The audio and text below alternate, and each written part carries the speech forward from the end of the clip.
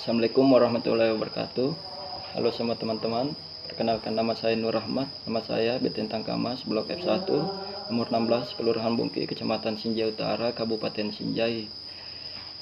Saya tumbuh dan besar di Kabupaten Bone, dan sejak 2 tahun terakhir ini saya berdomisili di Kabupaten Sinjai. Saat ini saya menempuh pendidikan di Universitas Muhammadiyah Sinjai dengan program studi atau jurusan administrasi publik. Pada kesempatan kali ini, pada video ini saya akan berbicara tentang public speaking, di mana itu menjadi salah satu atau sebuah persyaratan untuk kelulusan pada mata kuliah public speaking itu sendiri.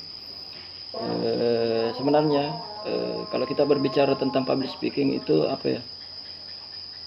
Saya terkadang berpikir bahwa kok teman-teman saya sudah pada pandai-pandai, sudah pada jago-jago, sudah pada bisa semua berbicara di depan orang banyak, sedangkan saya sendiri masih seperti ini. Sebenarnya itulah yang membuat saya termotivasi. Jadi itulah yang membuat saya bangkit, berusaha dan berupaya untuk mau belajar juga tentang ilmu public speaking itu. Jadi saya termotivasi atau tergerak untuk bisa menjadi seorang pembicara atau speaker yang baik. Jadi langsung saja ke topiknya. Kita akan berbicara tentang dasar-dasar public speaking. Jadi sebenarnya public speaking itu apa ya?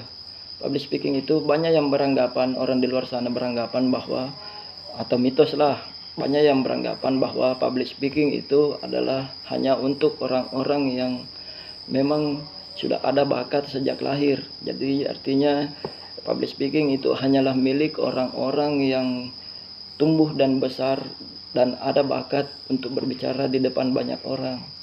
Sebenarnya ketika kita misalnya mau belajar tentang public speaking, langkah awal yang harus kita lakukan itu adalah menghilangkan pemikiran-pemikiran atau menghilangkan pola pikir, paradigma berpikir yang seperti itu, seperti pesimis. Jadi kita harus optimis bahwa kenapa orang lain bisa, kita tidak. Kenapa orang bisa, kita tidak.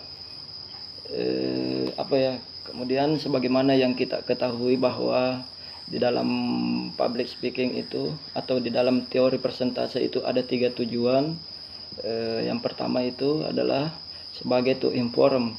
To inform artinya bagaimana cara kita menyampaikan atau bagaimana cara kita berbicara di hadapan orang lain. Kemudian yang kedua itu adalah to persuade. To persuade itu artinya bagaimana cara kita meyakinkan atau bagaimana cara kita membuat audiens atau membuat orang di depan kita itu bisa yakin dan percaya terhadap apa yang kita bicarakan, apa yang kita sampaikan. Jadi yang kedua itu, yang ketiga itu adalah to mobiles. To mobiles itu artinya apa ya? To mobiles itu artinya bagaimana cara kita atau bagaimana kita ke audiens itu atau audiens itu melakukan sesuatu terhadap apa yang kita sampaikan. Jadi bagaimana cara kita supaya audiens itu memberikan respon positif terhadap apa yang kita sampaikan. Seperti halnya misalnya ketika kita sekarang ini berprofesi sebagai seorang sales sebuah produk, bagaimana seperti sales rokok misalnya.